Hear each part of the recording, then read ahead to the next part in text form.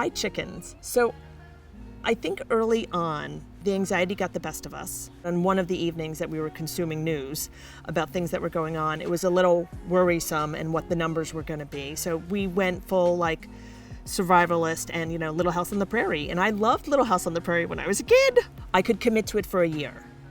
I was willing to put a certain dollar amount, commit to it, and a certain amount of time. It's like if I could manage this for a year, I thought, I think we could do this. We bought it off of Etsy on the chicken coop, and we got all of the plans for making it, and they was able to tell us all of the materials and sell us the hardware.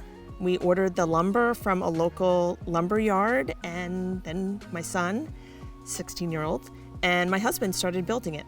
I have an 11-year-old. Youngest, she was all in. She's like, chickens, this is great, blah, blah, blah. And then my oldest was interested because he was going to be helping. So he's 16, yes, about to be 17.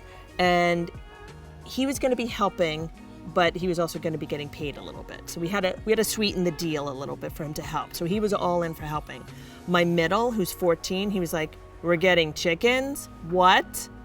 And he was like, I want literally, I think he said once, at least, I want nothing to do with them. We've also named the chickens. We went with kind of like regular street names, Grilled Gabby and Sautéed Susan and Barbecued Karen and Crispy Candy, and literally those are the names. I remember one time going to the supermarket, and it was probably the end of March. Yeah, it was definitely the end of March. And I was completely stressed out by the time I got home, and I was sweating bullets. And it was just, I knew I had to go in the supermarket and get as much as I possibly could, touch very little, and do it really fast. Was this a pandemic urge? It was totally a pandemic urge, in that it was really, how am I going to take care of my family? If things got bad, which bad was, food supply, how am I going to keep my own 3 chicks alive? My human chicks.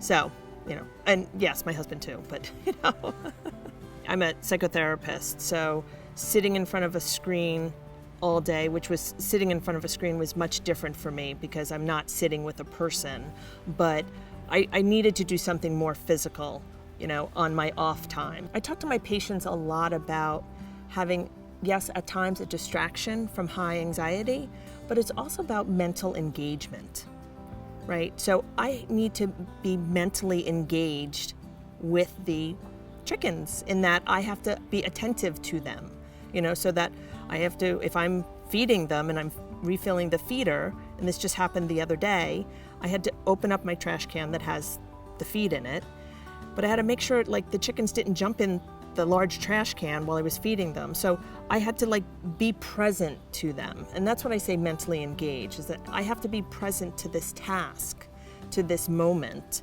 And that's really what helps anxiety, is being present to a moment. I have to manage my own feelings as well with regards to this, and I have my own anxieties, and as much as I can tame my feelings in the moment when I'm in session with my patients, there's times when I'm not in session with my patients, and I have to, manage my own anxiety. And yeah, I think having children, catastrophic thinking can happen on a dime. When I really thought about it, that's exactly what the beginning part of the pandemic and the quarantining brought up for me. And it took me about 2 months before I was able to articulate it, but I had to get my life in order. As I said before, sorry, I'm getting upset about this, but I had 3 chicks. I had my own real live 3 chicks that I had to keep alive. And if something were to happen, I had to make sure my life was in order. We watched the numbers kind of continually go up. I would get an alert on my phone from NJ.com a couple times a day about different things that were going on.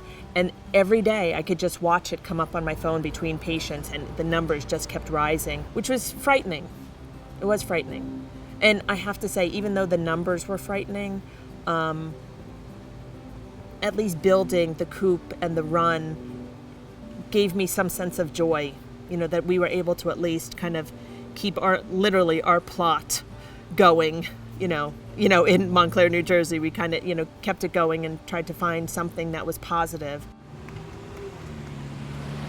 My son, he's 14, came back from a trip with his class to a farm, and he took care of chickens and loved it. And when the pandemic hit and we were looking for something for him to focus on this summer, he was like, "Mom, what do you think about getting chickens?" And I have to say I would have probably never gotten them if it wasn't for the pandemic, but the more we talked about it, I thought, this kid is looking for something to be responsible for. He really loved the experience when he was on the farm, and I kind of thought, why not? We got brand new baby chicks that were born. I think they were like 2 days old when we picked them up. Brought them home in a box. It's like an hour and a half away. Kept the heater on because it was cool at the time, and they have to be at like 97 degrees or something. So my son and I were sweating profusely and driving our little box of 6 chicks to the house. So the coop was a whole experiment in researching. I looked up several different kinds, and I finally ended up deciding after lots of research to go ahead and build a coop. I was inspired by my neighbor who said that it wasn't too difficult. She and her husband, I think, spent like 2 weekends on it. So I downloaded the plans and started looking through, and I talked to my son about it, who was totally game, and my daughter and my husband were like, okay, we can do this as a family. So we went for it. I went ahead and got all the materials, and it is now, all the materials are in my driveway as we slowly start to put together the coop. When do you need it to be ready for your chickens? This thing needs to be ready by Tuesday. Technically, the chickens will be 6 weeks old. I'm gonna have to get a bigger bin to keep my chickens in until I get ready. I would have never thought I was gonna get chickens a year ago. I know other families who got them. It didn't really appeal to me. Once COVID hit and we were dealing with this pandemic and the lockdown, particularly here in New Jersey, originally it was this idea of, are we going to be able to get food when we need it? Or are we going to feel safe enough to leave our homes? So when this idea of getting chickens came up and my son started kind of selling me on the idea, I thought, this could be really nice just in terms of peace of mind. But then throughout the pandemic, because we're also looking for different ways to connect, we're not going out as a family, then that also started to weigh in. And pretty soon we're looking at COVID as this reason to stay home, this need to stay home, and what are we going to do to keep ourselves busy, to connect with one another as a family. It was definitely a scary time when the lockdown happened and we could see that things were just getting really bad and worsening and not really even knowing what the light at the end of the tunnel was going to look like. I also work in a hospital, so that was bringing in another element of fear in terms of what I might bring home to the family. And we were all trying not to watch too much news, but it was really tough and hard to kind of find ways to lighten the mood. I can't seem to find in myself. Just get here on the double. Don't hesitate. No one's crying, whoa. I just remember walking through the grocery after waiting in line and wearing gloves and a mask and a shield and clothes I could part with easily if I wanted to burn them, and looking at the shelves and seeing them half empty and just wondering where I was. It also made you realize how good we've had it. Hey, hey, hey, hey, hey, hey. All those sunny days. There was something about a slower pace kind of forced upon us, and wanting something really uniting for the family that also had some responsibility along with it, and just this nurturing aspect. I feel like when we're all kind of slowing down, I really want something that feels rooted and grounded, and raising an animal or 6 of them feels like a very grounded experience. The fact that it brought us together as a family, and just that I'm outside building a hen house with my 14-year-old son, I don't think I'd ever have the chance to do that if it weren't for all of this. Just stay, hey, hey, hey, hey. I remember having this sense of like, we as women are supposed to do it all. And we as women, I was raised to kind of feel like we were last. And right now, especially with the pandemic, but in general, like self-care for ourselves is crucial. Building the coop yesterday was like 7 hours of hard work. But for me, I also feel like it's a way to kind of channel and let go of some of the anxiety that I'm experiencing as a mom and a working mother and a wife during all of the COVID pandemic. But it's also why I think there are many different ways a person should self-care, and why I personally have so many different ways, because sometimes the chickens become too much and then I need to go write a song and do something else or take a nap. I think they're family now. You know, if things go really, really bad, I'll have to have a conversation with the kids. But for now, we've said we're keeping them. It's been okay. It's been good. It's been okay. So my chicken hustle was, raising chickens from as a little kid, all the way through high school, but was being in 4-H, and in 4-H we would enter our chickens in the county fairs in the local area, and for a chance to win a little spending money, you got $5 for every blue ribbon. And so me and my younger brother really, to do this, developed kind of our secret weapon of how to get them the first prize. I don't even know why we really started doing it, but it just made perfect sense that for the chicken to be judged the best and look the best, we had to kind of beauty it up and clean it up. So we'd go into the chicken coop, grab the chicken, and really just give them a soapy hot water bath. We'd dunk them in the water, dunk them in a bucket, wash their feet off, clean all the gunk off. And then, the most ridiculous part, or favorite part, memory, and the thing that, everyone's always like, well, that makes sense, but that's a little weird. We put them in the cage so they couldn't get any more dirt on them. And then we'd just take Vaseline and rub their combs and rub their wattles, get it on your fingers and literally just rub them, both little ones on the side, and rub them on the comb. And it makes for the reddest, shiniest wattle and comb that you've ever seen on a chicken. And the reason I would win, $20 to $30 each county fair out of red and blue ribbons, hopefully blue ribbons.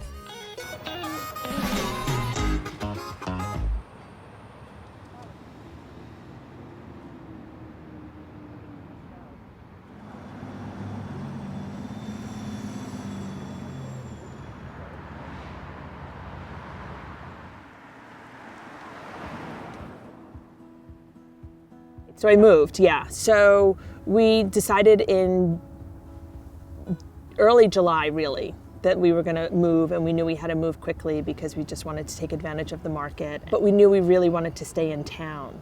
So we found this rental, and that's when we ultimately decided that we would move. The kids were not happy about moving. They didn't want to leave their house. We totally understood that.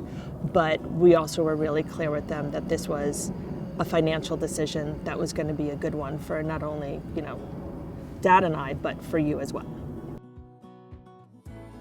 I wanted them to come, because, friends had said, oh, you should leave the coop, people will like it, it'll add value, blah, blah, blah. I was like, but we worked really hard to make that coop.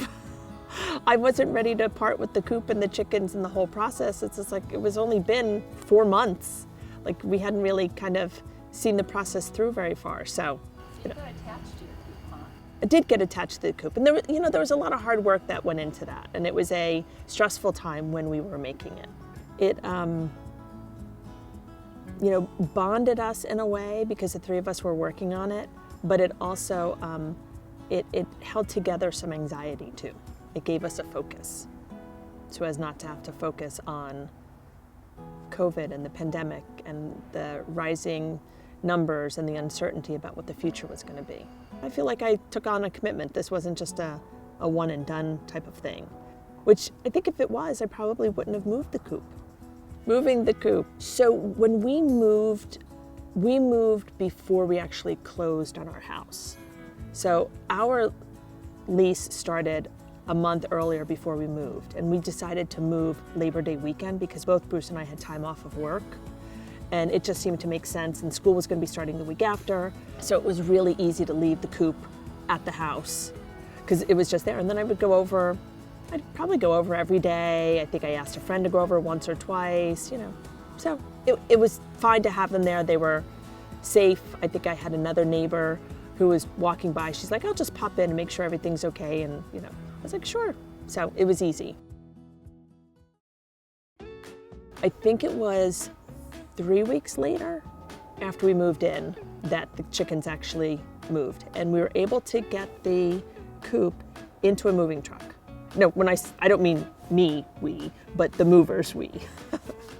I'll just say this, the night before the movers came, I needed to get the chickens into what I had gotten was a dog crate to put them all in, so that they spent the night in a dog crate so that I can easily move them out of the coop, clean out the coop, so that the coop was then ready to go in the moving van. I think they were totally freaked out because there was a lot of squawking and pooping all over the place. I ended up, just to kind of keep them protected, I ended up putting them in my car, the whole crate in the car. But it just made it a very smelly car, like horribly smelly car. I was a little worried about what was gonna happen with eggs because they had started to lay eggs at that point.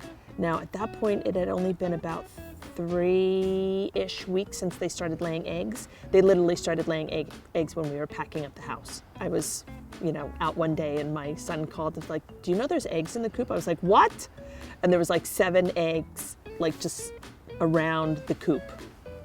Just not in the nesting bins, just all around, totally random.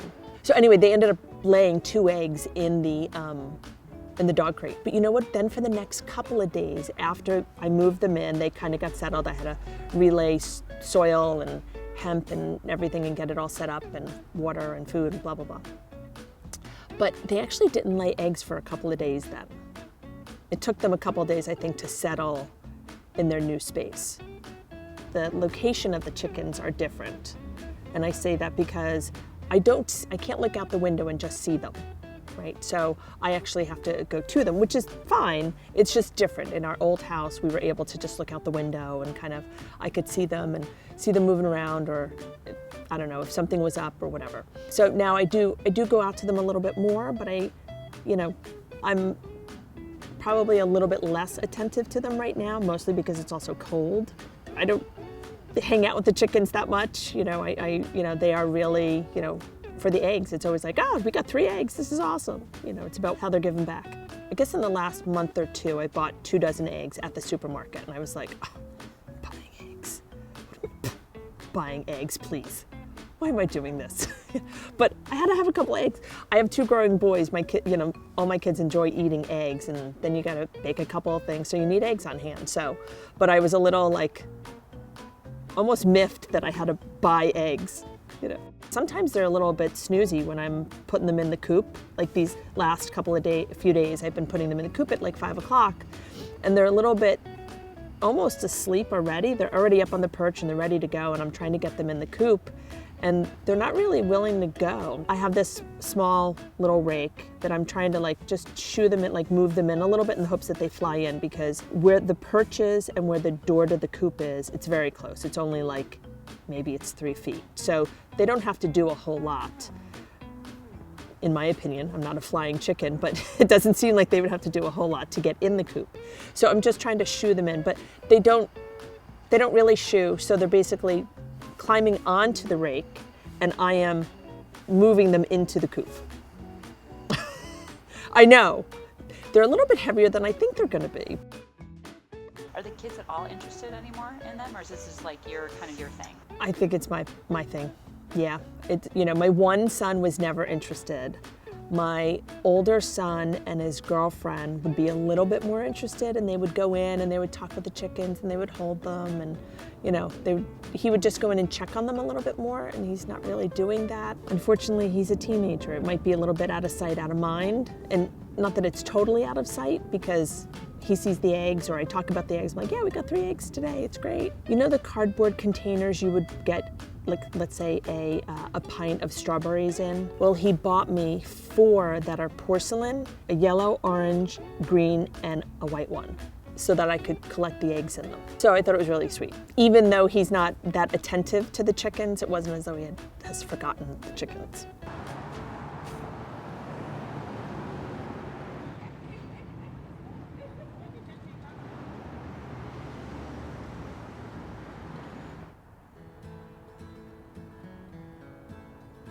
last time you were here, it was the end of June, and now we are already on January 15th, 2021, which I cannot believe.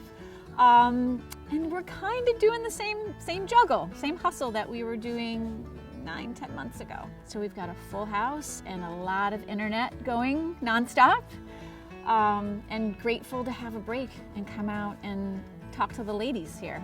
They really have become family chickens, there's no question. It started out as a project between he and I, and they still kind of feel like ours. And everyone's been taking turns and pitching in and just kind of getting excited by the eggs. So I think now that it's established, it's everybody's.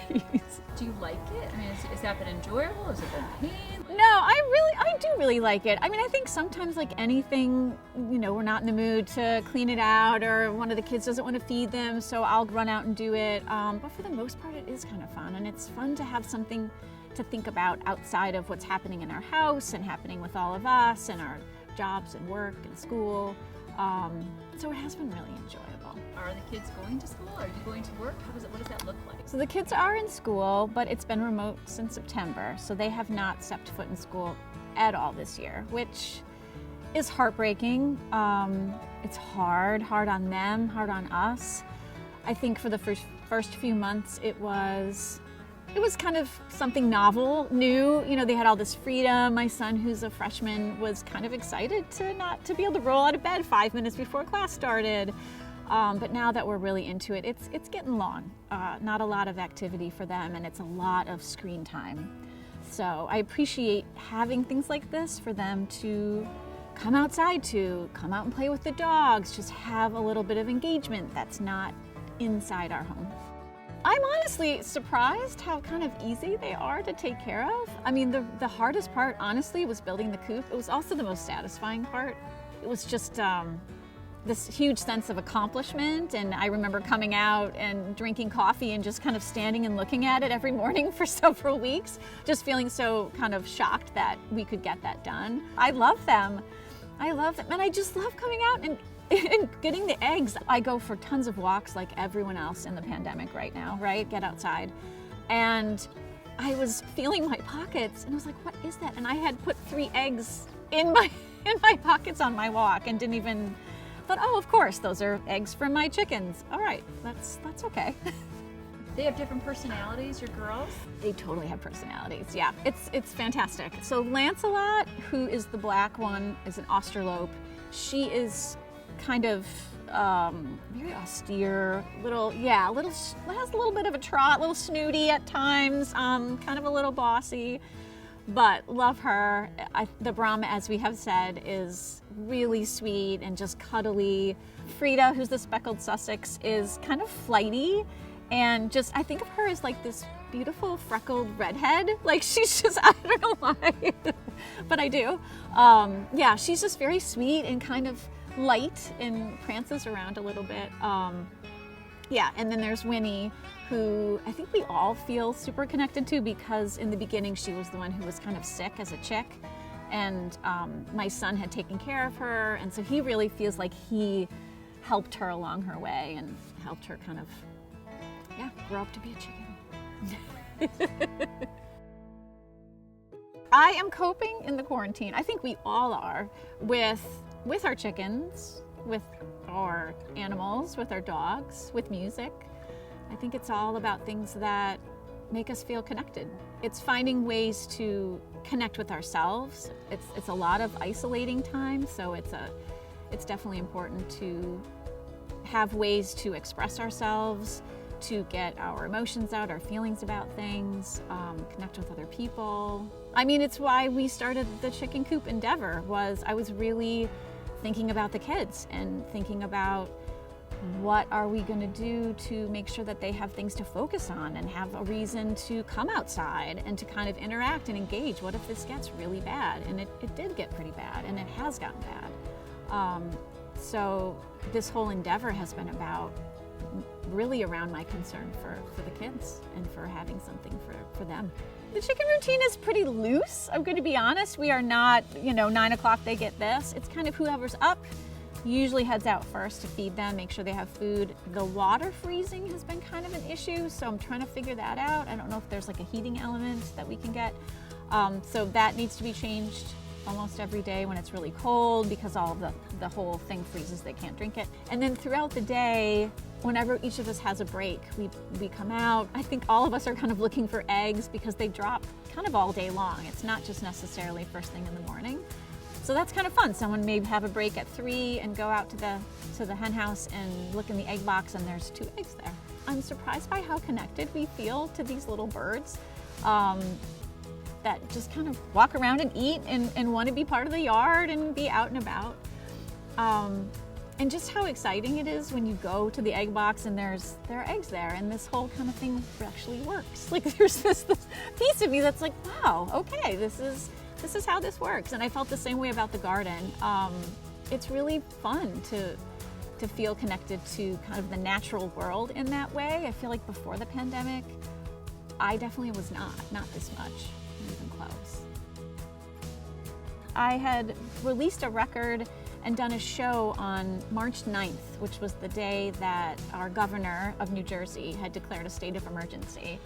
And it was really kind of the last bigger show that I had done, and it was social and there were drinks and we were doing the elbow bumping but no masks yet. Feels like it was many years ago, but kind of just interesting that was kind of the last. I didn't realize that would be the last big thing for a while. I did a lot of playing this summer and did some live shows, which was wonderful and really took on a different meaning. Same with having the coop and the birds, there's just like this need for connection. And I had done some backyard performances with just really small groups of people, and it was very heartwarming. It was wonderful. Let's stay here, no need to go. Let reality into this show. I think it's really important to focus on the good, especially in a time that feels so difficult and dire. And the good for us, the good for me, has been really leaning into the simple pleasures, finding those small moments, those small things that just ground us and bring joy. And I think I know myself, kind of brushed them off in the past and maybe didn't kind of acknowledge them as much as I should have. And now sometimes it is as simple as having a cup of tea and watching my chickens. And it brings me happiness, and for that I am grateful, because if I can find joy in those circumstances, I can find it anywhere.